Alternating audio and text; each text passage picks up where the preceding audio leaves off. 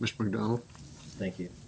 If I remember correctly, in the current guidelines to maintain the late work, it talked about deducting points for late work on like a per day basis was not a recommended practice. Inappropriate practice. So here we're saying that the teachers are empowered to determine consequences, taking into account the following. Are we opening that up for them to say that's the consequence they want to establish? We specifically pulled that language out so that would be one of the consequences they might use. And while that may skew when you're looking at an assignment what a student knows, obviously we're trying to balance that accountability piece as well. So I think that's a good step, especially since we're asking teachers to take that instance where an assignment isn't turned in and count it as late work.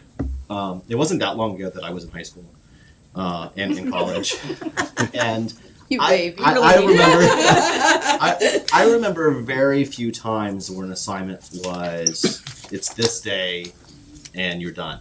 Like usually most for 80-90% assignments, it was always if you had it late there was a deduction in points.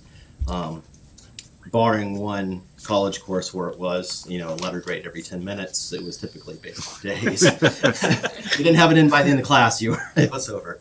But so I think that balance is good. And a lot of this conversation, the accountability piece we talk about a lot. I think the equity piece is very important too, because I think in these new guidelines and the things that we're asking teachers to think about and discuss when they are setting their grading expectations, we're really asking them to reach down and figure out what's going on with their students and to help them as much as possible before turning grading into a punitive system.